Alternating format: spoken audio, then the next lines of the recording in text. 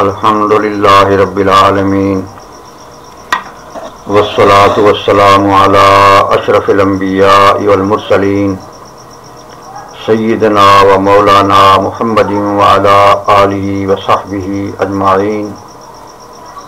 قال اللہ تبارک و تعالی فی القرآن المجید والفرقان الحمید. اعوذ باللہ من الشیطان الرجیم. بسم اللہ الرحمن الرحیم. یمحو اللہ ما یشاء ویثبت وعندہ ام الکتاب. صدق اللہ العظیم. ارشاد باری تعالی ہے، اللہ تبارک و تعالی جو چاہے مٹا دے تقدیر میں سے، اور جو چاہے ثابت رکھے لوح محفوظ اسی کے پاس ہے. بزرگوں، دوستوں، بھائیوں، آج کا بیان مسئلہ تقدیر کے بارے میں ہے. یہ ایک معرکۃ الآراء موضوع ہے اور یہ اوائل اسلامی سے چلا آ رہا ہے اور اس کی اہمیت آج تک کم نہیں ہوئی. لوگ اپنی تقدیر کے بارے میں جاننا چاہتے ہیں اور اگر کسی محفل میں اس کا ذکر چھپ جائے تو اس میں نہایت جوش و خروش سے حصہ لیتے ہیں اور سرگرمی دکھاتے ہیں. یہی وجہ ہے کہ آج قسمت کا حال بتانے والوں کا ستارہ عروج پر ہے. ہر اخبار یا رسالے میں یہ کالم ضرور شائع ہوتا ہے کہ ستارے کیا کہتے ہیں یا آپ کا یہ ہفتہ کیسا گزرے گا. اور اس موضوع پر بڑے بڑے اشتہار اخبارات کی زینت بنتے ہیں کہ ستاروں کے ملاپ و بندش کے ماہر اعظم اور 1.25 سیکنڈ، 1.25 منٹ، 1.25 گھنٹہ اور 1.25 دن میں آپ کی تقدیر بدل دی جاتی ہے، اور کالے علم کی کاٹ و پلٹ کے ماہر آپ کی ہر مشکل منٹوں میں حل کر سکتے ہیں. اس کے علاوہ ذائچہ بنانے والے، پتھروں کے سحری خواص بتانے والے اور ہاتھ کی لکیروں سے تقدیر کے اسرار و رموز بتانے والے اور طوطا خال والے اور شہنشاہ جنات قسم کے لوگ الگ سے سرگرم عمل ہیں. لوگوں کے مقدر کا ستارہ چمکے یا نہ چمکے، ان کا ستارہ ہمیشہ بلندیوں پر چمکتا ہے. یہ سب کیا ہے؟ اس کے پیچھے وہی جذبہ کار فرما ہے کہ میری تقدیر میں کیا ہے یا کل کیا ہوگا. اور مسئلہ تقدیر کے بارے میں لوگ زیادہ تر اس وقت سوچتے ہیں جب زندگی کے کسی موڑ پر انہیں کسی ناکامی، مایوسی، پریشانی اور مصیبت سے واسطہ پڑتا ہے. اس وقت وہ ان تمام مسائل کا ذمہ دار تقدیر ہی کو ٹھہراتے ہیں اور کہتے ہیں کہ ہماری تقدیر میں یہی کچھ لکھا تھا، یا ہماری تقدیر ہی بری ہے، یا یہ کہ تقدیر بنانے والے نے شروع ہی سے ہماری تقدیر میں یہ کچھ لکھ دیا تھا اور وہی ہو کر رہا. اس کے برعکس اگر زندگی میں کوئی بڑی کامیابی مل جائے، خوشیوں اور مسرتوں کا دور دورہ ہو اور عیش و آرام میسر ہو، تو انسان کہتا ہے کہ یہ سب میری ذاتی کوشش اور محنت کا نتیجہ ہے کہ میں نے صبح و شام محنت کی اور اپنے مقصد کو پا لیا. یہاں وہ یہ ہرگز نہیں کہتا کہ یہ کامیابی میرے لیے مقدر تھی، کہ اگرچہ میں نے محنت بھی کی ہے مگر اس میں کچھ تقدیر کا بھی عمل دخل ہے. لہذا تقدیر کے دونوں پہلو ہیں، خوشی بھی، غمی بھی، یاس بھی، امید بھی، کامیابی بھی، ناکامی بھی. چاہیے تو یہ کہ جب تقدیر کے بارے میں سوچا جائے تو اس کے دونوں پہلوؤں پر نظر رکھی جائے تاکہ خیالات میں توازن قائم رہے اور یاس و نا امیدی کے کٹا گھوپ اندھیروں میں امید کی کرن بھی چمکے۔ بقول شاعر، سب کام کرنے اپنے تقدیر کے حوالے، نزدیک عارفوں کے تدبیر ہے تو یہ ہے۔ تقدیر کا معنی اندازہ کرنے اور کسی چیز کا فیصلہ کرنے کے ہیں، اور قدر، مقدر اور تقدیر کا معنی معاملہ کی تدبیر کرنا، ایک چیز کا دوسری چیز کے مطابق اندازہ کرنا، کسی چیز کو تیار اور معین کرنا، اور کسی چیز کا فیصلہ کرنا یا اس کا حکم عائد کرنا ہے۔ قرآن پاک میں کئی مقامات پر تقدیر کا ذکر آیا ہے، چنانچہ فرمان الہی ہے، اِنَّا كُلَّ شَيْءٍ خَلَقْنَاهُ بِقَدَرٍ، کہ ہم نے ہر چیز اندازہ کے ساتھ پیدا کی ہے، اور فرمایا قَدْ جَعَلَ اللَّهُ لِكُلِّ شَيْءٍ قَدْرًا، خدا نے ہر چیز کا اندازہ مقرر کر رکھا ہے، اور فرمایا مِن نُطْفَةٍ خَلَقَهُ فَقَدَّرَهُ، انسان کو نطفے سے بنایا اور پھر اس کا اندازہ مقرر کیا۔ گویا تقدیر ان معنوں میں استعمال ہوتی ہے کہ جب اللہ تبارک و تعالی نے اس جہان کو پیدا کرنے کا ارادہ فرما لیا تو اس کا اندازہ لگایا کہ ازل سے ابد تک اس جہان میں کیا کچھ ہوگا، یہ کب تک قائم رہے گا، اس کی انتہا کب ہوگی، اور یہ کہ انسان اس دنیا میں آنے کے بعد اچھے کام کرے گا یا برے، نیت اس کی عمر کتنی ہوگی، کتنا رزق دیا جائے گا، اور کون سی جگہ سپرد خاک ہوگا، اور انسان کے بارے میں یہی تقدیر الہی ہے۔ اور تقدیر دراصل علم الہی کا نام ہے۔ اس کا مطلب یہ ہے کہ اللہ تبارک و تعالی نے انسان کو نیکی یا بدی کے دو راستے دکھا دیے ہیں، اور ان میں سے کسی ایک پر چلنے کے اختیار سے دے دیا گیا ہے، جیسا کہ ارشاد باری تعالی ہے۔ اعوذ باللہ من الشیطان الرجیم، بسم اللہ الرحمن الرحیم۔ وَنَفْسٍ وَمَا سَوَّاهَا فَأَلْهَمَهَا فُجُورَهَا وَتَقْوَاهَا قَدْ أَفْلَحَ مَنْ زَكَّاهَا وَقَدْ خَابَ مَنْ دَسَّاهَا، صدق اللہ العظیم۔ فرمایا قسم ہے نفس کی اور اسے درست بنانے کی، پھر سمجھ دی اس کو بدکاری کی اور بچ کر چلنے کی۔ جس نے اسے پاک کیا وہ کامیاب ہوا، اور جس نے اسے خاک میں ملا دیا وہ ناکام ہوا۔ اور فرمایا أَلَمْ نَجْعَلْ لَهُ عَيْنَيْنِ وَلِسَانًا وَشَفَتَيْنِ وَهَدَيْنَاهُ النَّجْدَيْنِ، صدق اللہ العظیم۔ فرمایا کیا ہم نے اس کی دو آنکھیں نہیں بنائیں، اور زبان اور ہونٹ نہیں بنائے، اور ہم نے دکھا دیے اس کو دونوں راستے، یعنی نیکی و بدی کے دونوں راستے دکھا دیے ہیں۔ مگر اللہ تبارک و تعالی اپنے علم ازلی کی روح سے یہ بات اچھی طرح سے جانتے ہیں کہ انسان دونوں راستوں میں سے اپنے لیے کون سا راستہ اختیار کرے گا اور کس راہ پر چلے گا، یعنی اچھے کام کرے گا یا برے، دین اسلام پر چلے گا یا کوئی اور مذہب اختیار کرے گا، یا اس کے دیگر اعمال کیسے ہوں گے۔ اور اس چیز کو اس نے ایک واضح کتاب لوح محفوظ میں لکھ دیا ہے۔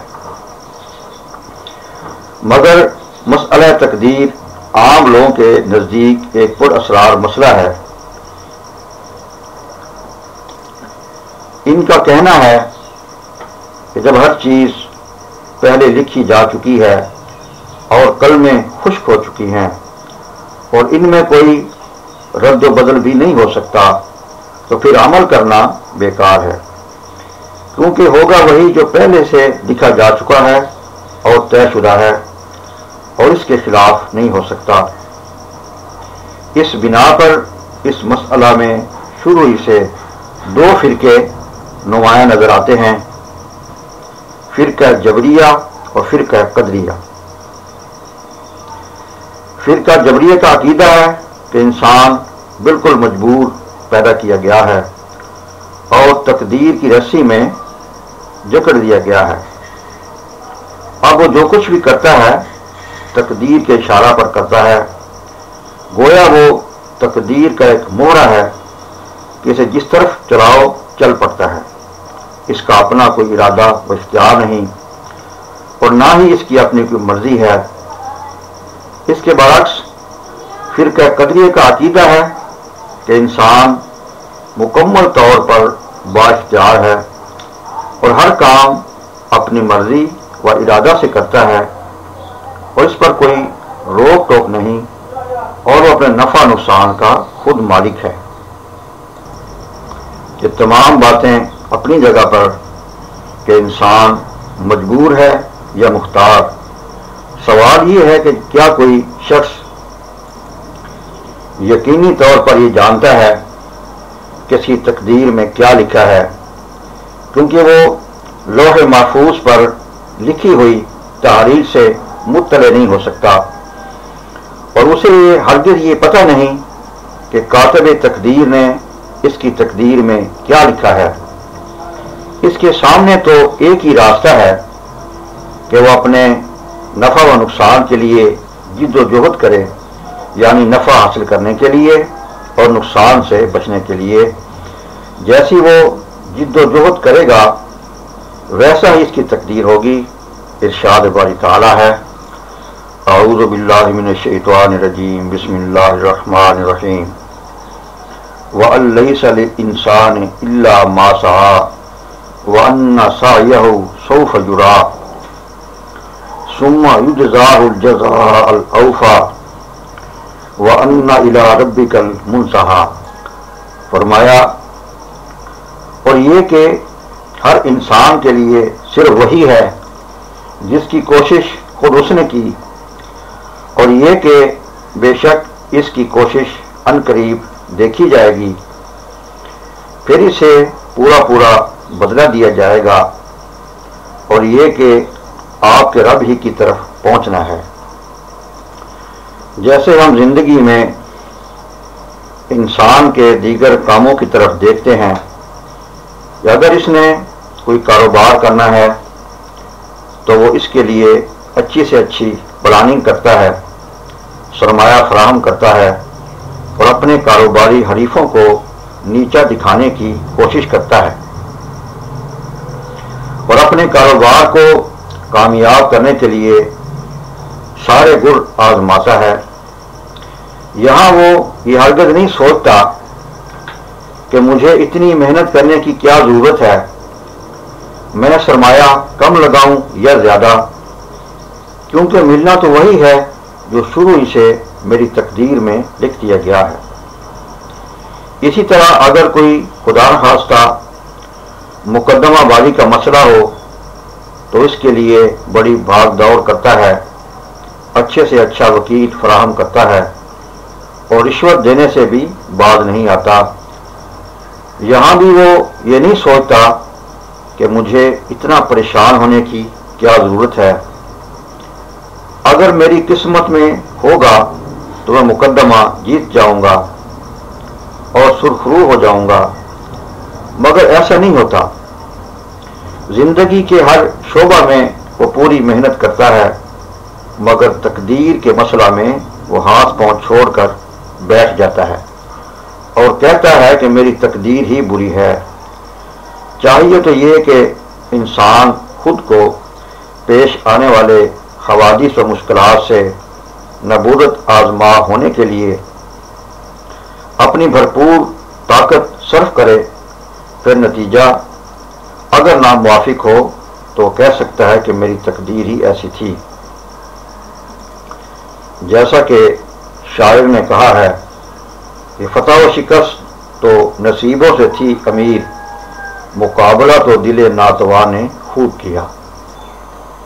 جیسا کہ پہلے بیان کیا گیا ہے کہ تقدیر کا لفظ سامنے آتے ہی ایک جبر کا لفظ سامنے آتا ہے کہ انسان اپنے ہر کام میں مجبور ہے، وہ جو کچھ بھی کرتا ہے صرف تقدیر کے اشارہ پر ایک پہلے سے طے شدہ پروگرام کے مطابق کرتا ہے،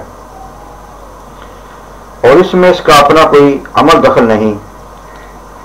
مگر یہاں اس مسئلہ کا ایک اور اندازہ سے جائزہ لیا جائے گا، وہ اس طرح کہ قرآن پاک میں متعدد آیات ایسی ہیں کہ جن کا مفہوم یہ ہے کہ اگر ایسا ہوتا تو ایسا ہو جاتا، یعنی اگر انسان وہ کام کرتا جس کا ہم نے اسے حکم دیا تھا تو یہ واقعات رونما نہ ہوتے، اور اگر وہ ہمارے لیے جد و جہد کرتا تو اسے ہم اپنی راہیں دکھا دیتے، یا اگر فلاں قوم ایسے کام نہ کرتی تو ان پر اللہ کا عذاب نہ آتا، وغیرہ ذالک۔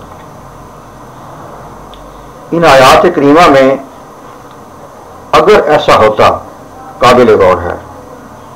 اس کا مطلب یہ ہے کہ جب انسان اپنی مرضی سے کچھ بھی نہیں کر سکتا اور تقدیر کی رسی میں جکڑا ہوا ہے اور ہل بھی نہیں سکتا، اسے یہ کہنا کہ اگر تم فلاں کام کرو گے تو یہ تمہارے لیے بہتر ہوگا، اور اگر فلاں کام کرو گے تو یہ تمہارے لیے نقصان دہ ہوگا، اس کے کیا معنی ہیں؟ کیونکہ جب بندہ کسی قسم کی حرکت پر قادر ہی نہیں تو اپنے نفع نقصان پر کیسے قادر ہو سکتا ہے؟ آیات یہ ہیں: اعوذ باللہ من الشیطان الرجیم، بسم اللہ الرحمن الرحیم، وَلَوْ أَنَّ أَهْلَ الْكِتَابِ آمَنُوا وَاتَّقَوْا لَكَفَّرْنَا عَنْهُمْ سَيِّئَاتِهِمْ وَلَأَدْخَلْنَاهُمْ جَنَّاتِ النَّعِيمِ، صدق اللہ العظیم۔ اور اگر اہل کتاب ایمان لاتے اور ڈرتے تو ہم دور کر دیتے ان سے ان کی برائیاں اور ان کو داخل کرتے نعمت کے باغوں میں۔ اور فرمایا وَلَوْ أَنَّهُمْ أَقَامُوا التَّوْرَاةَ وَالْإِنْجِيلَ وَمَا أُنزِلَ إِلَيْهِمْ مِنْ رَبِّهِمْ لَأَكَلُوا مِنْ فَوْقِهِمْ وَمِنْ تَحْتِ أَرْجُلِهِمْ، یعنی اگر قائم کرتے وہ تورات اور انجیل کو اور اس کو جو نازل ہوا ان پر ان کے رب کی طرف سے، تو کھاتے رہتے اپنے اوپر اور اپنے پاؤں کے نیچے سے۔ اور فرمایا وَإِذْ تَأَذَّنَ رَبُّكُمْ لَئِن شَكَرْتُمْ لَأَزِيدَنَّكُمْ وَلَئِن كَفَرْتُمْ إِنَّ عَذَابِي لَشَدِيدٌ، اور جب سنا دیا تمہارے رب نے کہ اگر احسان مانو تو اور بھی دوں گا تم کو، اور ناشکری کرو گے تو میرا عذاب البتہ سخت ہے۔ ان آیات پر غور کرنے سے یہ سوال پیدا ہوتا ہے کہ کیا اللہ تبارک و تعالیٰ کو پہلے سے یہ معلوم نہ تھا کہ قطعی اور یقینی طور پر وہی ہوگا جو پہلے سے طے شدہ اور لوح محفوظ پر درج کر دیا گیا ہے؟ تو پھر یہ کیوں کہا گیا کہ اگر اہل کتاب ایمان لاتے، یا اگر وہ قائم کرتے تورات کو، یا اگر تم اللہ سے ڈرتے رہو گے؟ تو ثابت ہوا کہ ایک چیز کا اختیار انسان کو دیا گیا ہے اور دوسری چیز خدا تعالیٰ کے اختیار میں ہے۔ اگر انسان وہ کچھ کرتا جو اس کے اختیار میں تھا تو حالات بدل جاتے۔ دوسرے الفاظ میں یہ کہا جا سکتا ہے کہ اللہ تبارک و تعالی نے انسان کو اختیار دیا ہے کہ جس سے وہ اپنی نفع و نقصان والی چیزوں پر قدرت رکھتا ہے، یعنی نفع کو حاصل کرنا اور نقصان دہ چیزوں سے بچنا، اور اگر یہ اختیار تسلیم نہ کیا جائے تو پھر کائنات کو معرض وجود میں لانے کا مقصد ہی فوت ہو جاتا ہے، اور انسان کا اچھے برے حالات میں آزمایا جانا، نامہ اعمال لکھنے کے لیے کرامن کاتبین کا مقرر کرنا، روز حشر کا قیام، اعمال کا وزن کرنا، पुल सिरात से गुजरना और जन्नत व दोज़ख में दाखिला, ये सब कुछ बेमाना होकर रह जाता है। और खुदा ताला नाऊज़ु बिल्लाह एक ऐसी हस्ती की सूरत में सामने आता है कि जो निहायत जालिम और जाबिर हुक्मरान है। इसने इंसानों और जिन्नों को पैदा फरमाया और इनके दो ग्रोह बना दिए, फिर यकतरफा तौर पर इनके बारे में ये फैसला सादर फरमा दिया, एक गिरोह जन्नत में जाएगा और दूसरा जहन्नम में, चाहे इसकी कोई वजह हो या ना हो, इन्हें हर सूरत में जहन्नम में जाना ही जाना है। क्योंकि एक ऐसी मखलूक जो कि सिर्फ तकदीर के लिखे पर अमल करने की पाबंद है और अल खुद कोई हरकत नहीं कर सकती, इसका हिसाब व किताब लेना और फिर इसे जहन्नुम में डालना इसके साथ बेइंसाफी है। और क्या ऐसा करना अल्लाह तबारक व तआला की जुमला सिफात अदल व इंसाफ, रहमत, जूद व करम, अफ व दरगुजर और हिल्म व बुर्दबारी के शायान शान है। दुनिया का कोई भी शख्स जो अल्लाह तबारक व तआला को एक सच्चा और इंसाफ परवर खुदा मानता है, इसके बारे में ये तसव्वुर कायम नहीं कर सकता। इरशाद बारी ताला है, वमन अस्दक़ु मिनल्लाहि क़ीला, और अल्लाह तबारक व तआला से ज्यादा किसकी बात सच्ची हो सकती है। लिहाजा अल्लाह तबारक व तआला की बात और इसका कौल सच्चा है।